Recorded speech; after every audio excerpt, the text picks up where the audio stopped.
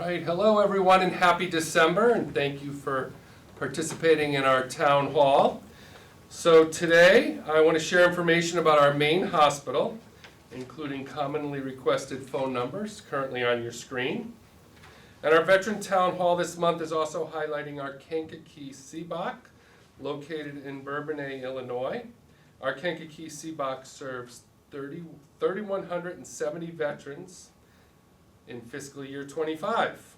The clinic offers primary care, telehealth, vascular clinic, home-based primary care, audiology, physical therapy, and much more.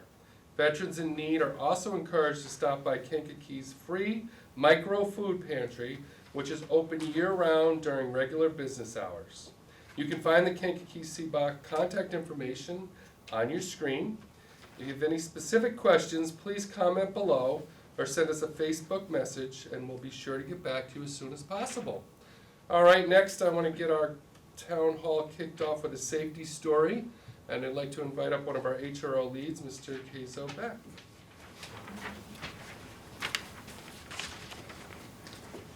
Thank you, Director. Hello, everyone. My name is Kazo Beck. I'm one of the HRO leads here at Hines. Our safety story today is about a veteran who presented to the front desk requesting to speak with a nurse. The veteran was assisted by the supervisor and expressed that he was experiencing side effects from his medication. The supervisor observed that the veteran's hands were shaking, his face was flushed, and he was frequently touching his chest while describing his symptoms. Recognizing the potential severity of the situation, the supervisor promptly inquired if the veteran was experiencing the side effects at that moment. When the veteran confirmed that he was, the supervisor quickly jumped into action. She guided the veteran to a chair to ensure he was sitting down safely, preventing any potential falls or injuries due to his symptoms. The supervisor immediately contacted the nurse, making it clear that the urgency of the situation and that assistance was needed. The nurse arrived promptly, assessed the veteran's condition, and determined that the symptoms warranted immediate medical evaluation. The nurse assisted the veteran to the emergency room for further evaluation and treatment. The quick response by the supervisor and nurse ensured that the veteran received prompt and appropriate care, potentially preventing a more serious medical event. This situation exemplifies the HRO principle of preoccupation with failure, where every staff member acts as a problem solver and is vigilant about identifying and mitigating risk. By anticipating the risk of the veteran's condition escalating, the team remained alert to the possibility of system failures and addressed the issue proactively. Their actions demonstrated a commitment to high reliability and ensuring the safety and well-being of the veteran at all times. This concludes our safety story. I will now introduce Ms. Craner for veteran experience. Thank you.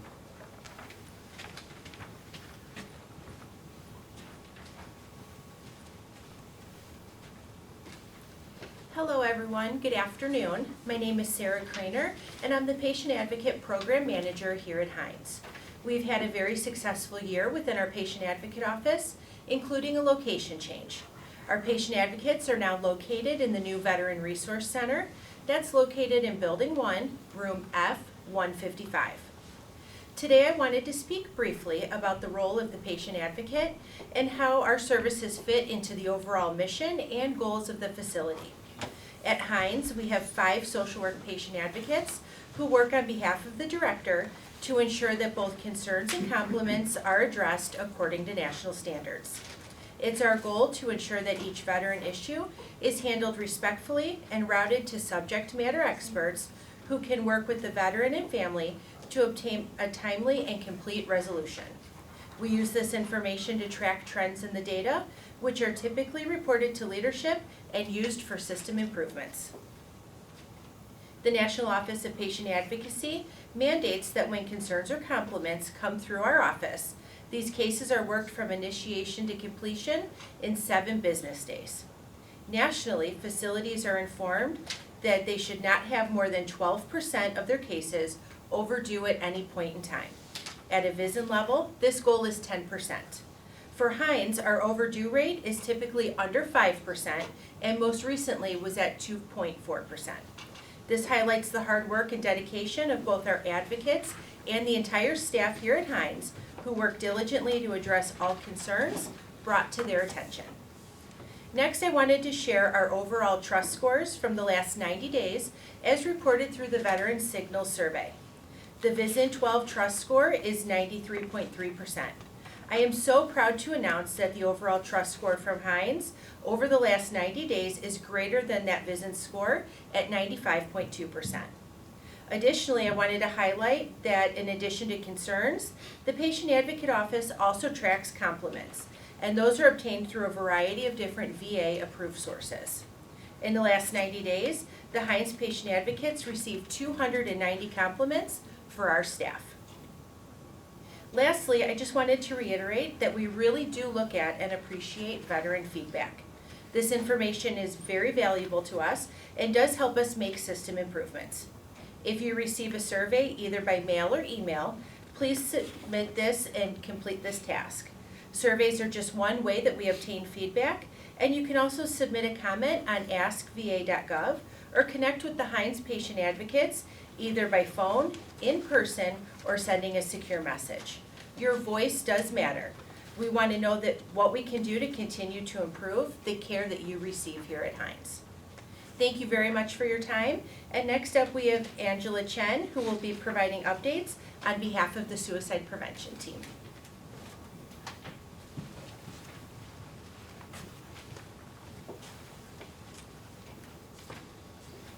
Hi, I'm Angela Chen, and this is my coworker, Karen McWaters, and we are here to talk about safety plans.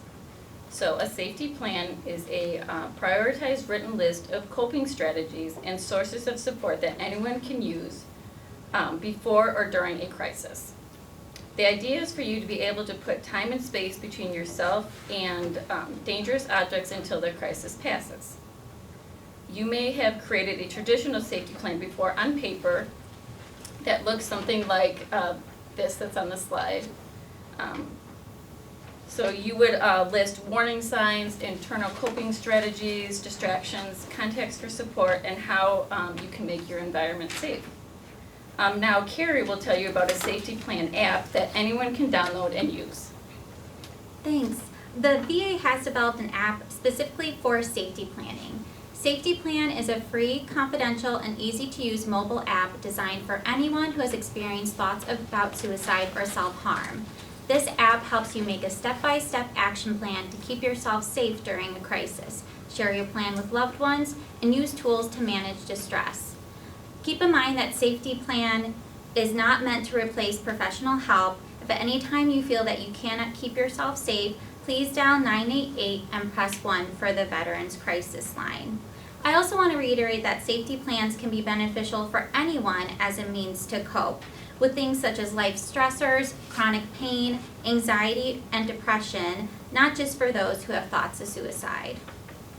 With the Safety Plan app, you can create a custom step-by-step action plan to keep yourself safe during a crisis. You can easily update and change as needed and share it with your family or mental health provider. You can make a list of your own personal reasons to live and can add photos, audio, and video reminders. You can try different coping strategies and activities.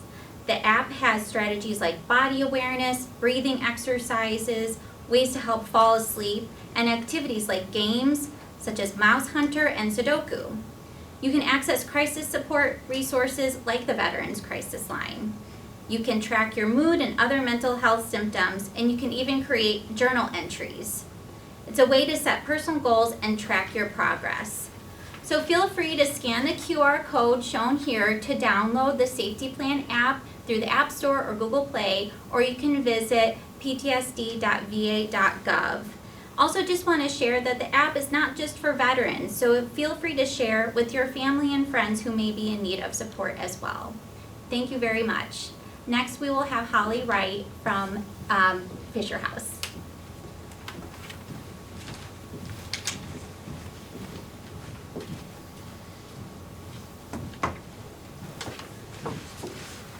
Hi, good afternoon. My name is Holly Wright, and I'm the Fisher House manager here at Hines VA Hospital. Some of you might be asking, what is a Fisher House? A Fisher House is essentially a home away from home for our families of our veterans receiving their care here at Hines VA Hospital. We are essentially a large 20-bedroom house that has a common kitchen, dining room, family room, living room for our Fisher House families to enjoy. The guests that might be staying at our Fisher House mostly include the families of our hospitalized veterans, but it may also include our veterans who are receiving care here if they are accompanied with their family member. Now, if we do have some eligibility items that you would need to meet in order to stay at a Fisher House.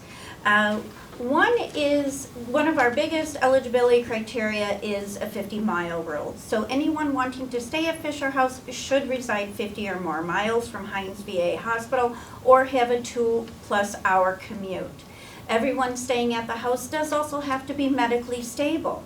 If there is someone who requires assistance with their activities of daily living, they would need to bring another individual along to meet those needs. There's absolutely no cost to stay at a Fisher House. This is free of charge. So whether our families stay for one night or they stay for 2 weeks, there is no fee for them to stay. If a veteran is interested in staying at the Fisher House, they do need to be accompanied, and this is a national criteria that is set forth by VA Central Office. So the Fisher House is operated and owned by Hines VA Hospital. The building itself was constructed by a national organization called the Fisher House Foundation, and then it is gifted to the federal government. So we are all VA employees that work at the Fisher House, and our Hines VA Hospital helps support the daily needs of the house. As far as our impact, Hines Fisher House has been open since March 1st of 2010, so we are going on almost 16 years of operation. In fiscal year 25, we accommodated 1,314 families, which was about 114 families more than the previous fiscal year. We averaged a 77% occupancy rate and had 2,390 individual guests stay with us last fiscal year. That equated to 4,230 nights of stays that these families did not have to pay out of pocket at a local hotel in order to be here to support their loved one who is receiving care inpatient at Hines. Although we are fully staffed at the Fisher House, we do heavily rely on our volunteers to support our needs. We appreciate their time and talents that they donate to help us take care of our veterans and their families. We had 648 volunteers last fiscal year, and they put in just over 3,000 hours of service. As far as the long-term impact, we've had just over 16,000 families, with 16,126 families stay with us since we opened our doors March 1st. Most of our families do come from the local geographic area in Illinois, Michigan, Indiana, Missouri. However, we do have families that come from further distances, even out of country, including the Philippines, South Africa, Puerto Rico, and Dominican Republic. The Fisher House Foundation is the national organization that builds these homes. Currently, there are 101 Fisher Houses worldwide, including 2 in Landstuhl, Germany, and they have provided, collectively, we have provided accommodations to 534,000 families, which equates to over 2.5 million lodging days that we have provided. This equates to a savings of over $650 million to our veterans and active duty community. If you are interested in a referral to Fisher House, referrals are made from the Veterans Treatment Team. If you feel you meet the criteria of being 50 or more miles or have a 2 or more hour commute, please reach out to the Veterans Treatment Team and request that a Fisher House consult be submitted upon your behalf. Once we receive the referrals, we do screen them to make sure that that eligibility criteria is met.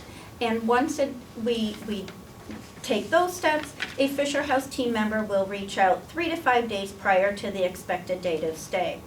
If you have questions about Fisher House eligibility or what our program can offer, please certainly contact us at 708-202-7154.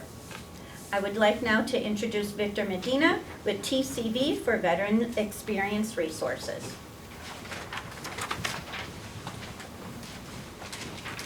Thank you. Good afternoon, veterans, Hines veterans and staff. I'm here to share some information and some key points on the Traveling and Relocating Veteran Coordination Office and how we function.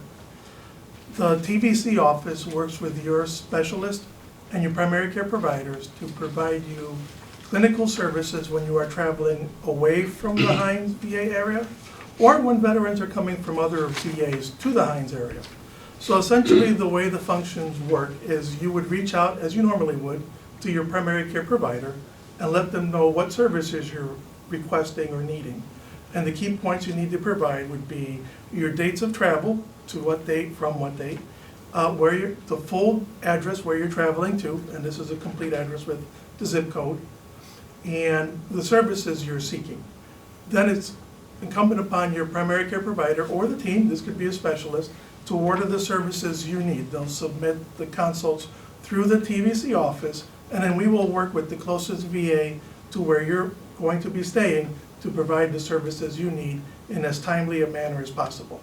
So you don't need to do your own case management work. We want you to reach out to the people you know, your primary care doc and your specialist, and let them order these services for you anywhere in the US. The caveat being, it has to be the US. We don't service outside of the US, such as Guam or the Philippines, or as Fisher House mentioned, some other countries. If you have any questions about how our program works, you can always call our office at 708-202-2301. But just remember, we work closely with your doctor, so that should be your first call. Thank you. Next on our list is Don Donahue from the Homeless Veteran Program.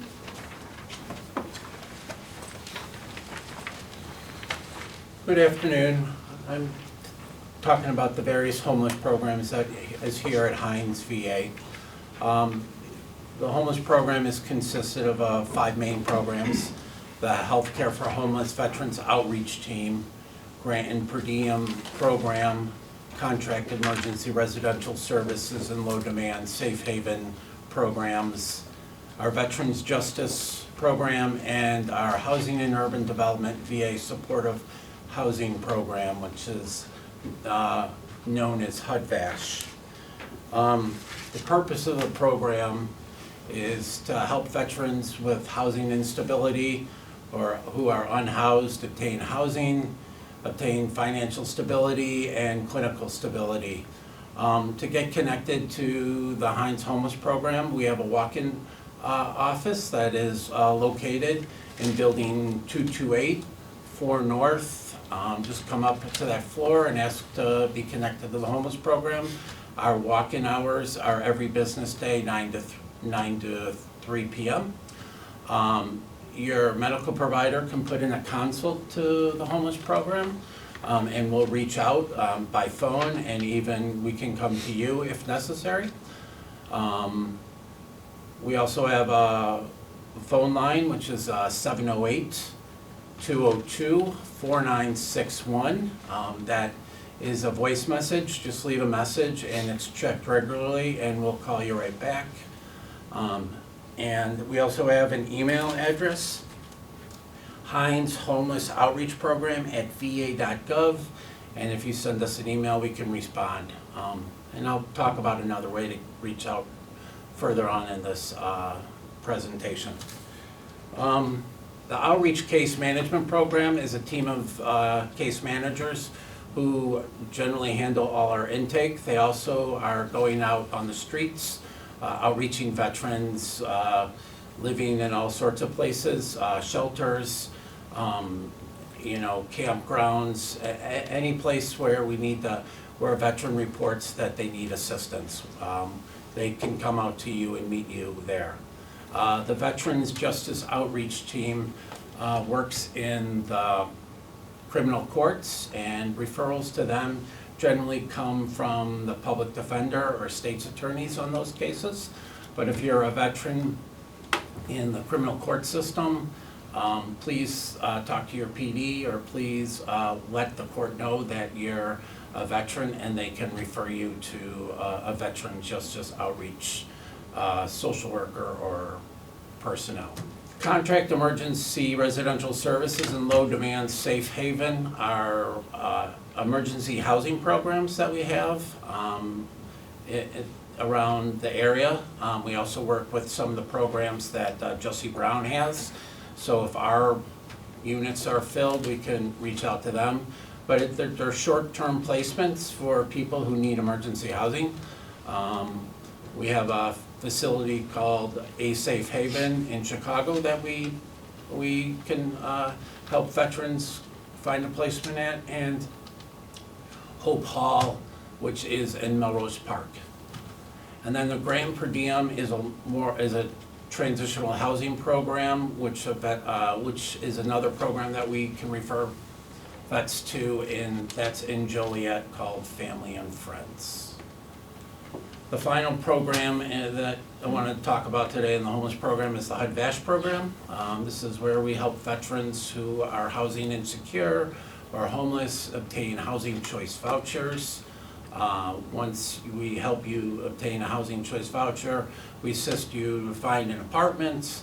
And once the apartment is obtained, the housing authority does a review of the apartment, make sure it's meets all housing quality standards, and then approves the rent. Veterans in this pay 30% of their income towards rent, and the voucher pays the remaining rent. By being involved in this program, you're also involved in case management, so we have social workers, nurses, peer supports who come out regularly to visit you and kind of help you get connected to all the needs that you may be requesting. We help you get furniture, we can help you get connected to primary care, mental health care, employment services, anything you'd like to work on. And I want to thank you. I'm one of the managers, the other manager is Golicia English. And then our program number is on the slide, and then there's the National Call Center, 877-424-3838. Please just give that number a call if you don't remember any of the Hines numbers, and they'll route your concern right to us. And I'd like to reintroduce Director Dolling. All right, thank you, and thank you to all our presenters. I do have a few other updates I'd like to share. And as always, any questions, you can put them in under the messages in the comments section, or send us a Facebook message and we'll get back to you as soon as possible. So a couple of announcements. First of all, our canteen, the Hines Patriot Cafe kitchen and dining room, is going to be closed for about 6 months for renovations, and that's going to begin in the early spring. During this time, the Veteran Canteen Services will offer grab-and-go cold items Monday through Friday, 7:30 in the morning till 2:30 in the afternoon, in the atrium located next door to the canteen. The food options will remain available at Starbucks in the Building 200 main lobby, as well as the Farmer's Fridge vending machine in the F lobby. I'm going to please ask any veteran that has not received their flu shot to please do so. We have received word numerous times that this is a real difficult flu season. So please exhibit self-care, protect yourself, make sure you're healthy for the holiday season. We have amazing resources at all 7 sites of care, staff willing and able to administer the flu shot. Our current compliance, all of our veterans 65 and older, 43% have received the vaccine. Under 65, only 8%. So please get vaccinated. If you've already been vaccinated, whether it be at a local pharmacy, grocery store, in the private sector, that's great, thank you. If you could please let your provider know through a secure message or a phone call, we can appropriately update your records, and thank you in advance for that. I do want to follow, and I'm glad I'm following Mr. Donahue because he spearheads our initiatives with our weekly food pantry, which hopefully most of you are aware of. We've been doing it for a long time. We're all very proud of all the veterans we've been able to assist. It's every Thursday in our auditorium, Building 9, from 10 in the morning till noon. Since October, we've helped 700 unique veteran patients with food insecurity. So I'm also going to ask you all to help us help them. We're doing a winter food drive here at Hines. Again, all 7 sites of care. We have micro food pantries at all 7 sites of care. And as the winter months are upon us, many in our community are facing increased challenges putting food on the table. To help meet this need, we are hosting this food drive, and your generosity can make a real difference for veterans and their families.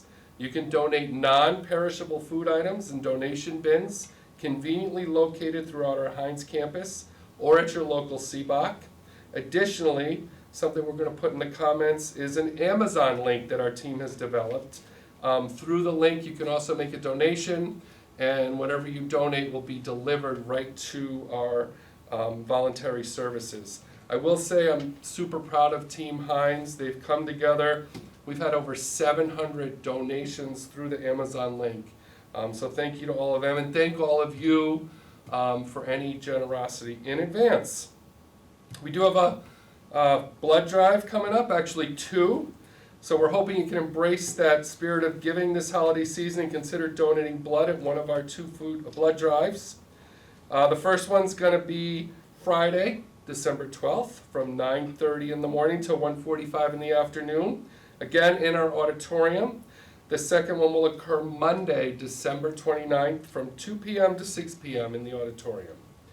And then for holiday events, on Saturday, December 13th, Do Good Incorporated will be wrapping gifts in our auditorium and distributing them on Saturday, December 20th, throughout our main campus.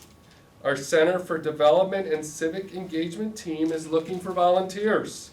If you're able, please contact Renee Rouse at 708-202-2938, or you can email her at renee, R-E-N-E-E, rousc@va.gov for additional information. And as we close our last Veteran Town Hall of 2025, all of us at Team Hines would like to wish you and your loved one a very happy holiday. Please join us for our next Veteran Town Hall, February 11th. Stay safe and prioritize self-care and care of each other. Happy holidays.